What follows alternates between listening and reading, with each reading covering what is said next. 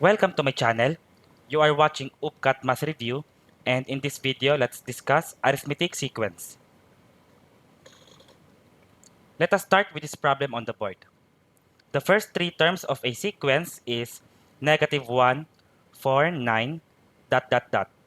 What is the 14th term of this sequence? Okay, nabanggit ko na itong video ay about arithmetic sequence. Pero kung sakaling nag-e-exam kayo, ang sabi lang kasi rito ay sequence. Hindi dito specified kung arithmetic ba to o geometric. So in that case, kunin nyo na lang or alamin nyo na lang kung arithmetic ba or geometric. So halimbawa, -1, 4, and then 9, dot dot dot.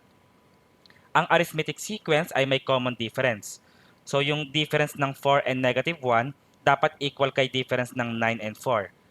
Kung common ratio naman siya or division, common division, ibig sabihin geometric sequence yon.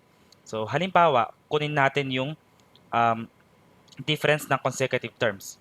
So D or the difference is 4 right here minus -1. 4 minus -1 becomes 4 plus 1. So, this is equal to 5. Tapos yung isa naman, na pair of consecutive terms, 9 minus 4. And as we know, 9 minus 4 is equal to 5. And dahil parehas yung difference, we can say na arithmetic sequence nga ito. Confirmed. And the common difference, okay, the common difference is 5. And sa arithmetic sequence, meron tayong nth term formula. That nth term formula is a sub n is equal to a sub 1 plus parenthesis n minus 1 times the common difference d. Okay? Itong a sub n, ito yung certain term. At n kapag yung n term mo. So halimbawa, ang n natin ay 5. So ibig sabihin, fifth term yon. Yung a sub n, ayun yung fifth term. Ayun yung number sa panglimang term. Okay? So a sub n, hindi pa natin alam yan. Ayan nga yung kailangan natin. Kailangan natin malaman yung 14th term. So ibig sabihin, yung n, papalitan natin yan ng 14. So a sub 14 is equal to, itong a sub 1 naman, ayan yung first term, which is -1. And then plus n is 14 minus 1 times, the common difference is 5. So times 5. Proceed tayo. -1 plus 14 minus 1 is 13. So 13 and then times 5. -1 plus 13 times 5 is 65. Okay? And -1 plus 65 is 64. So, ibig sabihin, yung ating 14th term ay 64. And the answer here is option A.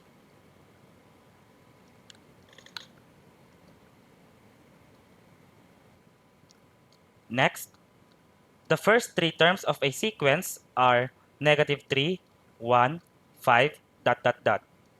If the last term of the sequence is 101 or 101, how many terms are there in the sequence? Okay, so sulat ko muna yung sequence. We have -3, 1, 5, dot dot dot. Again, hindi specified yung sequence. So kung nasa exam kayo, kunin nyo lang muna yung difference ng consecutive terms. Rather, pair of consecutive terms. So una, 1 minus -3. So 1 minus -3, it becomes 1 plus 3. So 4 yan.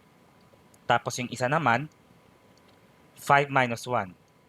5 minus 1, which is equal to also 4.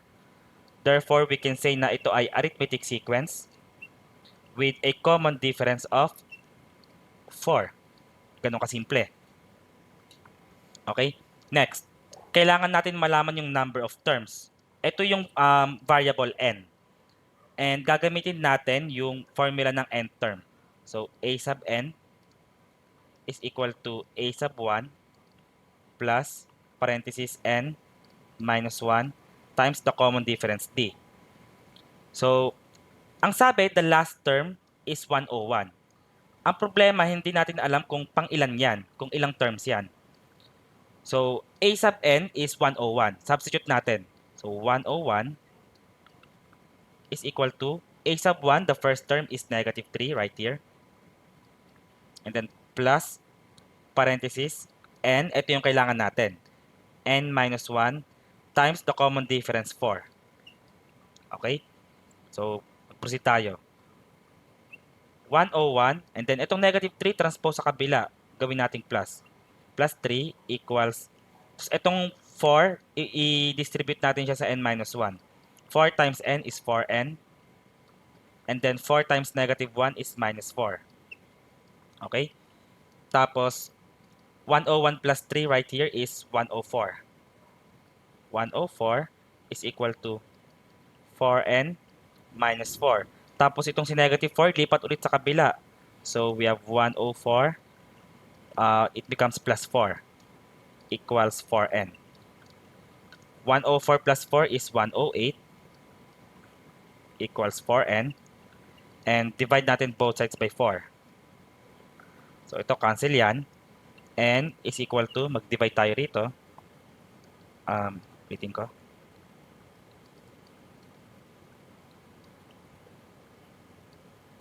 $108. So 108 divided by 4. So 10 divided by 4 is 2. 2 times 4 is 8. 10 minus 8 is 2. Bring down 8. 28 divided by 4 is 7. So 27. Ibig sabihin, the answer here is option D. Ibig sabihin ng n na to, ito yung number of terms para yung last term natin ay 101. Okay? So kung hindi pa rin malinaw yung n, halimbawa, ito yung first term natin, negative 3. Ayun yung first term.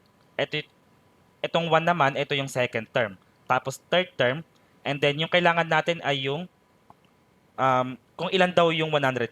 So at the 27th term, ang ating term ay 101. So ganyan yun. Alright? So next problem tayo. Next, the first and third term of an arithmetic sequence is 10 and 4, respectively. Find the sum of the first 10 terms S sub 10 of the sequence. Okay, so yung first term daw natin ay 10. Tapos hindi natin alam yung second term. Tawagin natin yang, let's say, x. Tapos yung third term daw natin ay 4. Okay? Ayan yung binigay sa ating situation. And sinabi naman na arithmetic sequence daw yan. And dahil arithmetic sequence yan, mayroon niyang common difference. So the difference of each pair of consecutive terms, halimbawa x minus 10, ayan din dapat yung difference ng 4 minus x. Okay? 4 minus x. So kung i-work out natin yan, dito, x minus 10 should be equal to 4 minus x. Kasi parehong difference yan eh.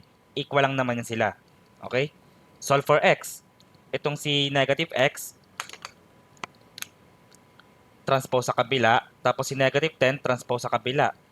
Yung signs, i-change lang into opposite. Therefore, we have x plus x equals 4 plus 10. X plus x is 2x.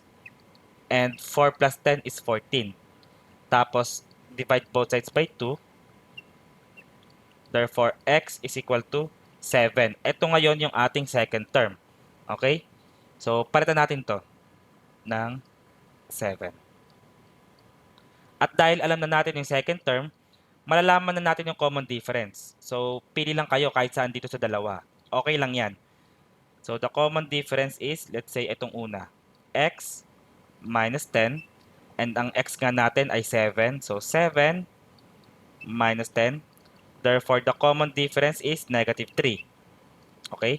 So, tandaan nyo yan. Gagamitin natin yan. Next, ang kailangan natin ay yung sum of the first 10 terms. So, we have to use the formula for finite sum of arithmetic sequence. Ang formula ay, okay, susulat ko sa board. So, S sub n is equal to n over 2, open bracket, 2 times the first term, a sub 1, plus n minus 1 times the common difference. Kung i-check natin, ang n natin dito ay 10 kasi 10 terms eh, oh. Sum of the first 10 terms. So, n is equal to 10. Yung first term natin ay 10 din. Ayan. And then, yung n natin, the common difference. The common difference is negative 3. So, masasolve na natin. Substitute na lang lahat ng values na yan sa formula. Therefore, S sub n, ang n natin ay 10, is equal to n over 2. Ang n natin ay 10. So, 10 over 2, open bracket, 2 times the first term, which is 10, plus, parenthesis n natin is 10, minus 1, times the common difference, negative 3. Okay? 10 divided by 2 is 5. So, 5, and then times, 2 times 10 is 20, plus, distribute natin to. Negative 3 times 10, negative, okay, eto na lang muna. 10 minus 1 is 9. Okay? And 9 times negative 3 is negative 27. So, it should be minus 27. And then we have 5 times 20 minus 27 is negative 7. And 5 times negative 7 is negative 35. So, ito yung sum ng first 10 terms. Which means ang answer ay option D.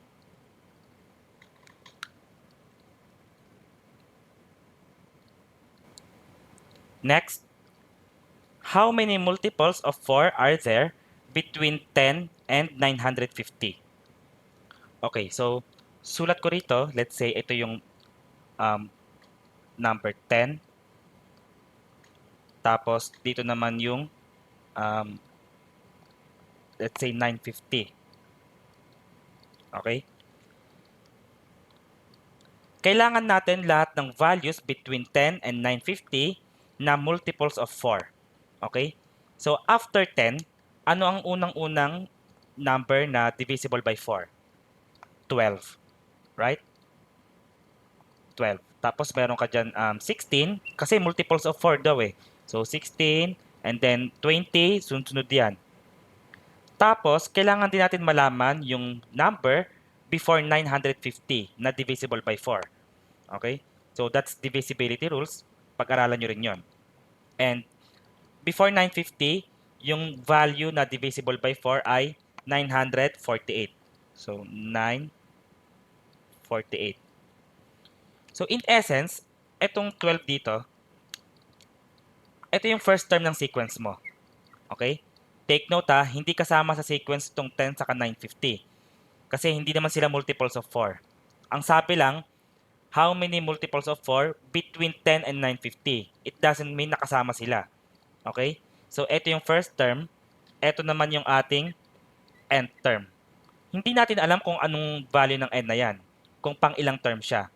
Ang alam lang natin, siya yung last term na kailangan natin, 948. So, ano pa?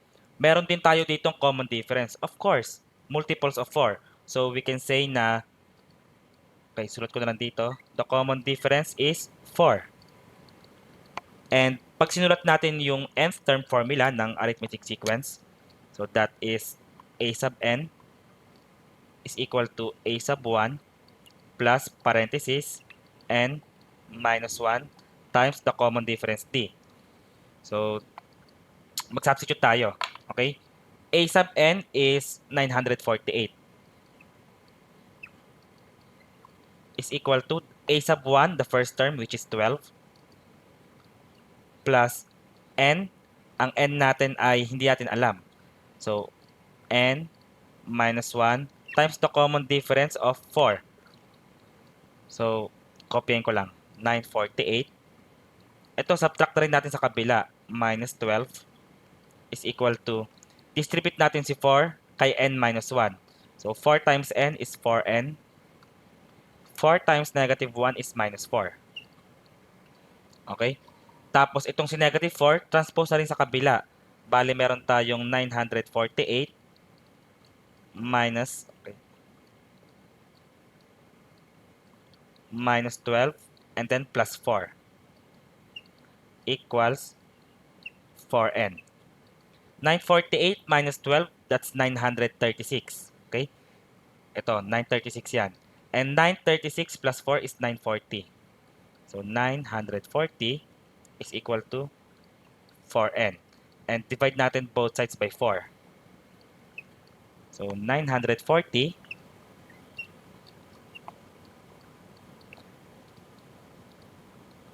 divide by 4. 9 divided by 4 is 2. 2 times 4 is 8. Subtract. 9 minus 8 is 1. Bring down 4. 14 divided by 4 is 3.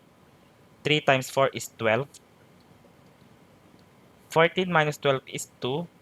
Bring down 0. And 20 divided by 4 is 5. 5 times 4 is 20. 20 minus 20 is 0. So, eto. Okay? Therefore, n is equal to 235. So, ibig sabihin, meron tayong 235 number of terms. So, ayan yung tanong. How many multiples of 4? So, the answer here is option B.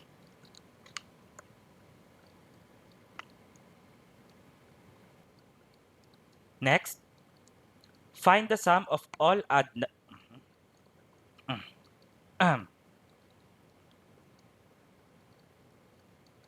Next, find the sum of all odd integers between 1 and 99.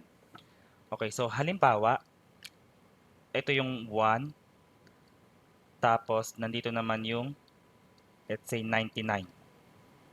Okay?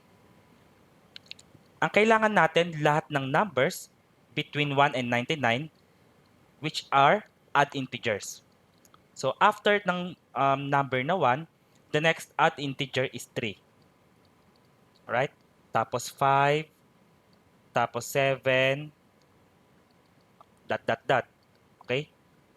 And then, until, ano naman yung odd integer before 99? 97. Okay? So, ito yung sequence natin, yung kulay itim. Okay? Nasa gitna. Again, kahit odd number or odd integers, si 1 saka si 99, hindi sila included. Kasi ang sabi, find the sum of all odd integers between 1 and 99. Not necessarily na included si 1 saka si 99. So, it means, yung 3 dito, ito yung ating a sub 1. Yung first term. Tapos, itong 97, siya yung nth term. And then, ang common difference natin, dahil odd integers yan, 5 minus 3 is 2. 7 minus 5 is 2. So, 2. And obviously, add integers. Odd and even integers, ang difference niyan ay 2. Okay? Tapos, ang kailangan natin dyan ay yung sum of all odd integers. So, kukunin natin yung sum using this formula. S sub n is equal to n over 2 times a sub 1 plus a sub n. Okay? So, dito, hindi natin alam yung value ng n.